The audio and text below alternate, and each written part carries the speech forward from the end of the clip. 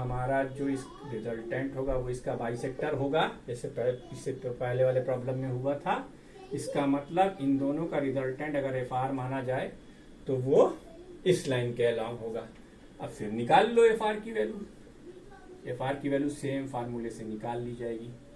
F R की value, इसको भी हमने एफ मान रखा है, तो एफ ओ ए का सॉरी कौन सा ले रहे हैं, एफ ओ सी का square plus F O B का square plus twice of F O C F O B cos 60 degree.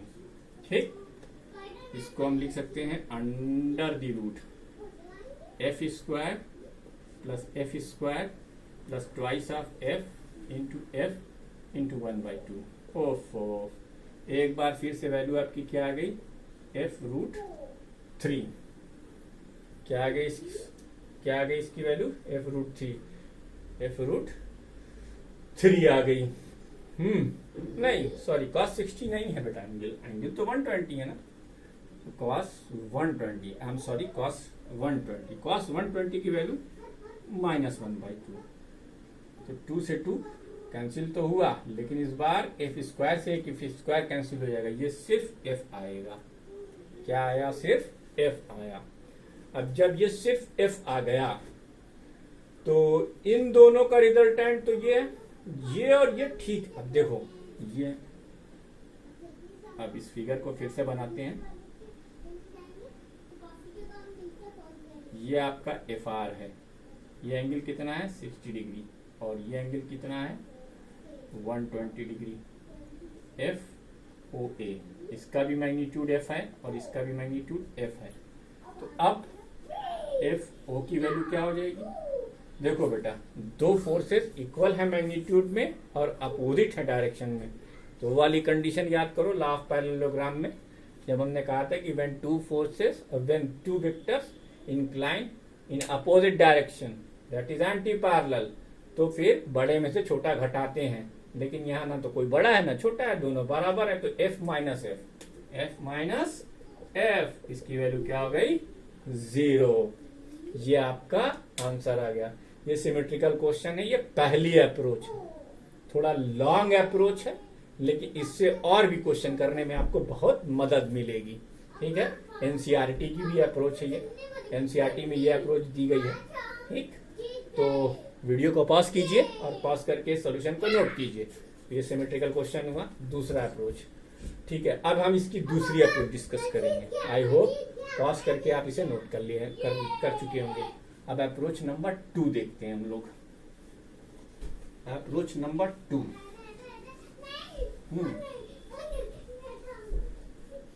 लैमीज theorem. चलो पहली बार है तो इसलिए चुका देता आपका एक उधार है, ये हमारा फर्ज है आपको फिर से बताना और याद दिलाना। जब हम न्यूटन्स लॉ पढ़ा रहे थे तो हमने आपको बताया था कि लैमीज थ्योरम क्या भला है, और आपको ये भी बताया था कि इसका इस्तेमाल हम 12th में बारंबार करेंगे। तो पहली बार समय है, मौका है और माहौल भी, इसे हम इस्तेमाल करने जा रहे हैं। लैमीज थ्योरम ये कहती है कि अगर कोई पॉइंट पर 3 फोर्सेस काम कर रहे हैं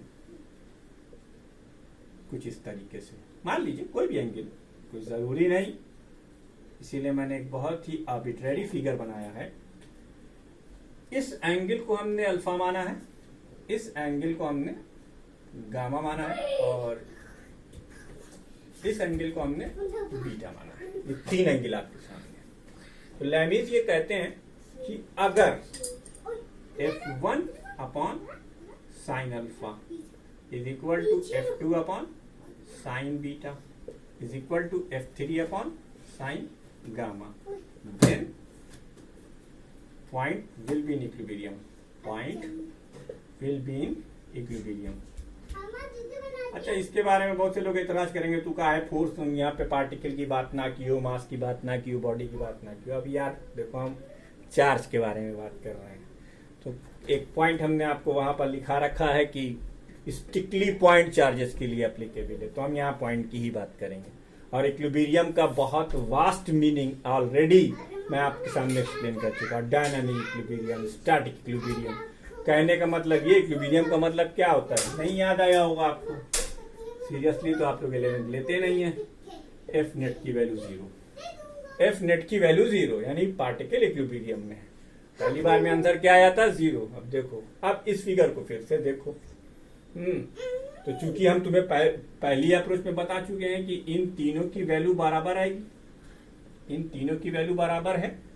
अब जब इन तीनों की वैल्यू बराबर है तो क्या f अपॉन साइन 120 डिग्री, क्या f upon sine 120 degree, F O A upon sine 20 degree, F O B upon 170 degree और F O C sine 120 degree. ओहो, तो इसका मतलब क्या हुआ, ओ इक्विलिब्रियम में होगा। Hence according to Lami's theorem, according to Lami's theorem, O will be in equilibrium. O will be in equilibrium. That is net force experienced by Q at O is 0. ये हो गया आपकी दूसरी अप्रोच। ये क्या हो गई आपकी दूसरी अप्रोच। आसान है, ठीक है, प्रैक्टिस करेंगे आप इसकी। अच्छा, अब वीडियो को पॉज कीजिएगा, सॉल्यूशन नोट कीजिएगा। अब हम आपको एक क्वेश्चन देते हैं, इसी क्वेश्चन को आप प्रैक्टिस करने के लिए ऐसे लगाएंगे। अब देखिए, ये 3 चार्ज पार्टिकल के लिए बेटा जब भी बोर्ड भर जाए वीडियो को पॉज कर लीजिए, पॉज करके उसको पूरा बोर्ड आप नोट कर लीजिए और फिर आगे प्रोसीड कीजिए। ठीक है, हम बार बार अगर आपको यहाँ पे टाइम देंगे तो वीडियो अननेसेसरी बहुत लॉन्ग होता चला जाएगा। ठीक है, तो हमारी सजेशन यही कि जैसे ही बोर्ड भर जाए आप फौरन वीडियो पॉज कर लें और पूरा वो नोट कर लें, नोट करके आगे प्रोसीड करें। तो बच्चों, हम क्या बता रहे थे, हम ये कह रहे थे कि अब अगर हम ऐसी किसी प्रॉब्लम का डिस्कशन करें, देखना ये सुंदर सवाल है, ठीक है, इसमें भी इक्विलैटरल ट्रायंगल की ही चर्चा की गई है। ये एक और प्रॉब्लम है, लेकिन इस केस के अंदर हमने क्यू क्यू लिया और ये माइनस क्यू लिया और कहा इस पर नेट फोर्स बताओ, इस पर नेट फोर्स बताओ। कोई मसला नहीं, बिल्कुल मसला नहीं, क्योंकि ट्रायंगल इक्विलैटरल है। तो अगर हम कहें, चलो इसमें हम 2-3 पे निकाल लेते हैं। Find net force experienced by Q. Find the net force experienced by charge placed at A and B. ठीक, चलो पहले पहला केस करते हैं। पहले केस में क्या है, पहला केस है आपका कि हमें इस माइनस क्यू चार्ज पर फोर्स निकालना है। तो फ्री बॉडी डायग्राम बनाओ। अच्छा, ये माइनस क्यू इस क्यू को अपनी तरफ अट्रैक्ट करेगा, इसलिए इस बार जो फोर्स लगेगा वो लाइन के अंदर आ जाएगा, यानी force experience by A due to B इस तरफ होगा। और ये क्या होगा, force experience by A due to C. इनके बीच में एंगल कितना, 60 डिग्री। और मैं बताता आ रहा हूं, देखो मैग्नीट्यूड बराबर है। अच्छा, एक चीज और यहां बता दें कि अगर एफ ए बी तुम कैलकुलेट कर रहे हो तो के टाइम्स लिख के यहाँ कृपया माइनस क्यू ना लिख देना, जैसे कि हम यहाँ सिर्फ मैग्नीट्यूड बता रहे हैं भैया, डायरेक्शन की बात हम नहीं कर रहे। हम पहले सिर्फ मैग्नीट्यूड कैलकुलेट कर रहे हैं, तो हम यहाँ पे सिर्फ मैग्नीट्यूड ही ले रहे हैं। अच्छा, यही वैल्यू एफ ए सी की भी होगी। फिर यार वही एक कहानी फिर है दोहरानी। कौन सी कहानी, लगाओ ट्रायंगल लॉ और फटाफट आंसर लिखो। ठीक, अब हम इसे करने वाले नहीं हैं। एफ ए बी का स्क्वायर एफ ए सी का square twice of F A B F A C cos 60 degree. अभी तुम खुद करोगे, ये तुम्हारी जिम्मेदारी है। ठीक है, सेकंड केस देखो। सेकंड केस, अब ये जो तुम्हारा सेकंड केस है हमें बी पर निकालना है। तो बी पर रखा क्यू चार्ज माइनस क्यू के साथ एक पेयर बना रहा है और एक क्यू सी पे रखे हुए चार्ज क्यू के साथ एक और पेयर बना रहा है। 2 पेयर बन रहे हैं यहाँ पे। बनाओ भैया फ्री बॉडी डायग्राम। तो इस माइनस क्यू की वजह से ये तो अट्रैक्ट होगा, यानी force experience by B due to A की डायरेक्शन ये, और force experience by B due to C की डायरेक्शन। अब रिपल्सन है मामला, अगर रिपल्सन का आ जाए तो फिर लाइन के बाहर बताते बताते हमारी जबान घिस गई है। अब आपसे गलती की उम्मीद मैं नहीं करता, क्योंकि अभी मैं बहुत सारे क्वेश्चन आपको होमवर्क में देने वाला हूँ, ठीक है। ये किताबी पढ़ाई नहीं है, ये बोर्ड पर अहमद सर पढ़ा रहे, तो जब बोर्ड पे हम पढ़ाएंगे तो फिर आइडियाज नए नए आते जाएंगे और हम आपको उसी हिसाब से सवाल बताते चलेंगे। अब भैया क्या करोगे, इस बार तो 60 डिग्री का एंगल था, ये फार्मूला वैसे ही लगेगा, फोर्सेस भी सेम रहेंगे। अब अगर तुम्हें बी पॉइंट पर नेट फोर्स निकालना है तो तुम under the root F B A का स्क्वायर एफ बी सी का square plus twice of F B A F B C cos 120 degree. अब क्या इसके आगे मुझे करने की जरूरत है? मुझे तो नहीं लगता कि है, ठीक है। इसका भी आंसर आप इजीली निकाल लोगे। अच्छा, इसका आंसर आएगा क्या, मैं डायरेक्ट लिख देता हूं f√3। और इसका आंसर क्या आने वाला है? इसका आंसर सिर्फ f आने वाला है। क्यों? जैसे कि cos 120 से की वैल्यू -1/2 आप रखोगे तो ये इससे कैंसिल हो जाएगा, 2 से 2 कैंसिल हो जाएगा, फिर ये स्क्वायर माइनस का और ये स्क्वायर प्लस का कैंसिल। अब ये अकेला बचा बेचारा, इसकी टोपी ये रूट से उड़ जाएगी, बचेगा क्या है, ये, अरे बी ए की वैल्यू है एफ, यानी इसकी वैल्यू आप निकाल के बैठे हो के क्यू स्क्वायर अपॉन डायरेक्शन इस तरफ रखेंगे, ठीक है। ये दूसरे टाइप की प्रॉब्लम हो गई। अब सुपरपोजिशन में बहुत सारी पिक्चर बाकी है, ठीक है। तुम्हारे लिए हम होमवर्क में दे रहे हैं कि find the net force at C, find net force at C. ये तुम अपनी कॉपी पे करना और करके मुझे कमेंट में बताना कि तुम्हारा आंसर क्या रहा है, ठीक है।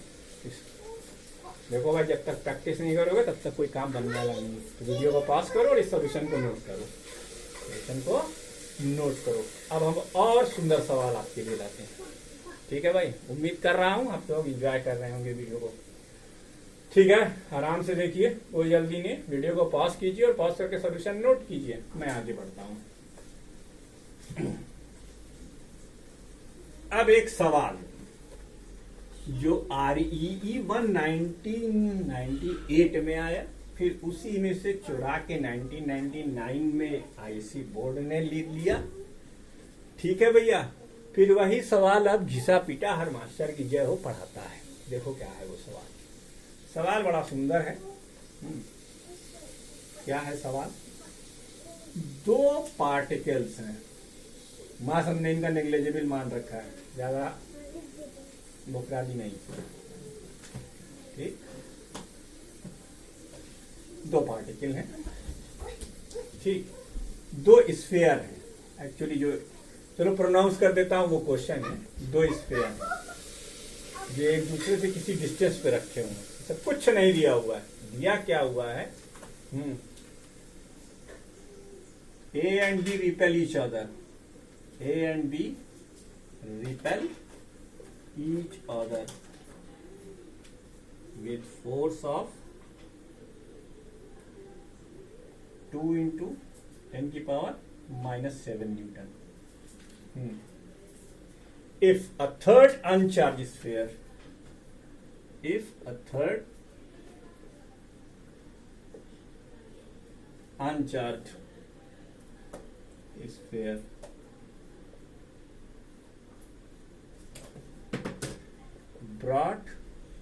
sphere brought in contact with A and then B and then kept at midpoint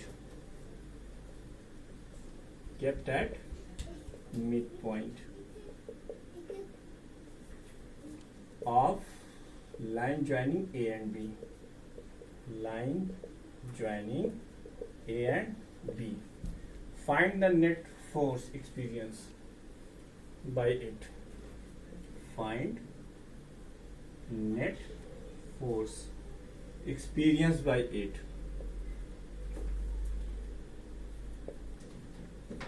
experience by 8 वो कितना फोर्स एक्सपीरियंस करेगा हमें ये कैलकुलेट करना है। ठीक है, अब सिनेरियो समझो। जो हम तीसरा चार्ज ला रहे हैं, देखो सीन समझो। तुमने फिर वही फिगर बनाया, ठीक। अभी दोनों को चार्ज दिया, दोनों का नाम रख। ये अनचार्ज स्फीयर हम लेकर आ रहे हैं, इसका नाम हमने सी रखा है। अब इसके ऊपर कोई चार्ज नहीं है क्योंकि वैल्यू 0 है। पहले क्या है, वो इससे टच करेगा, फिर इससे टच करेगा। व्हेन हम यहाँ पे लिखा जाएगा when C touch to A then net charge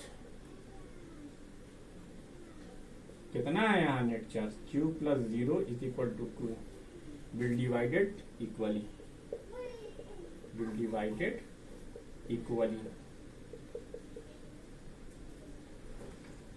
between A and C। अब नए सिनेरियो में देखो, तो जाओ करो, इस पे Q/2। अभी इसको यहाँ पे मिड पॉइंट पे रखो, A C और B। ठीक है भैया, तो अब इस पे Q/2 और इस पर Q। अब ये महाराज C महाराज इसका Q/2 छीन लिए, अब ये B के पास पहुंचे। ठीक, again now B touch to C then net charge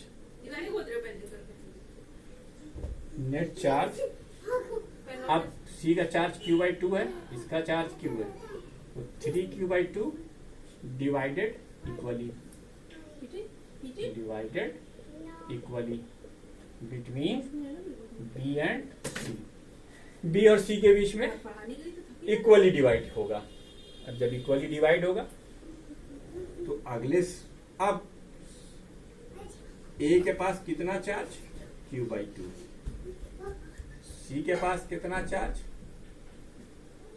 3Q/2 का आधा, और B के पास भी कितना चार्ज, 3Q/2 का आधा।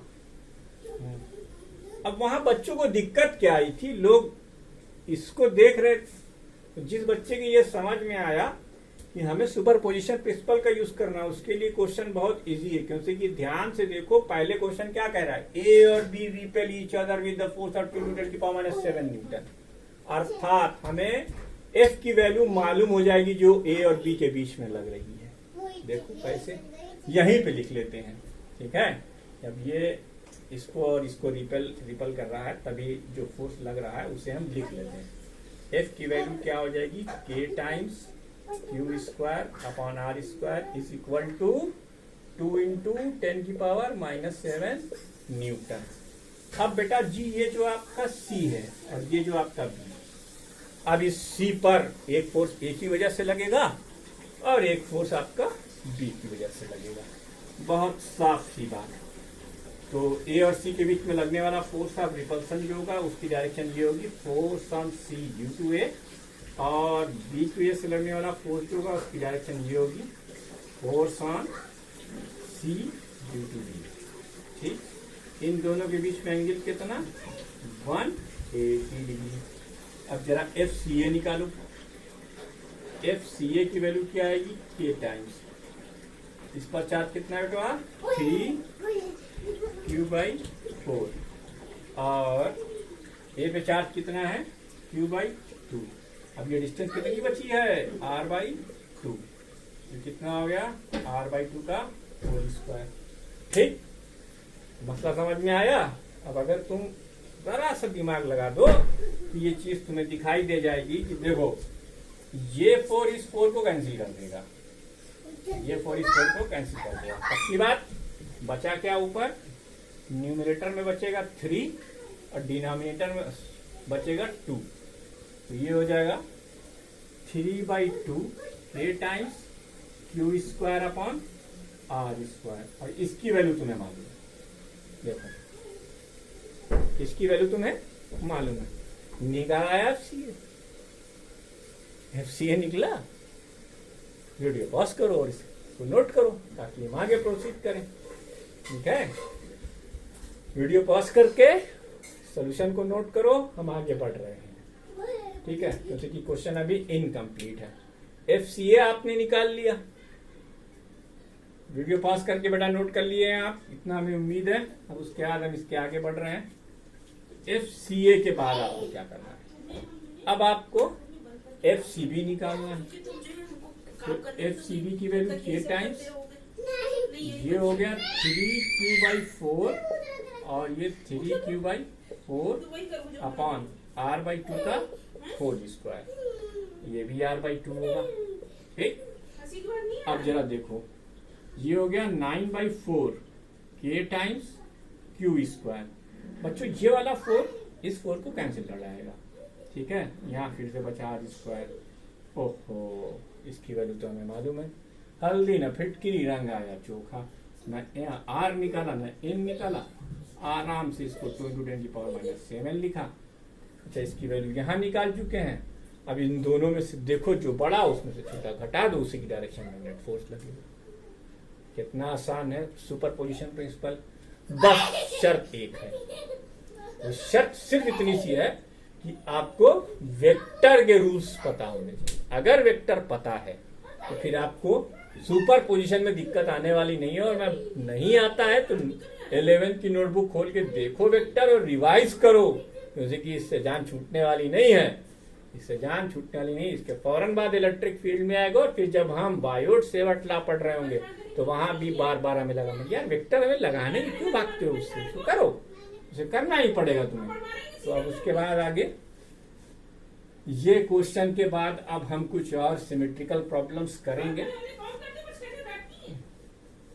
कुछ और सिमेट्रिकल प्रॉब्लम्स हम करेंगे।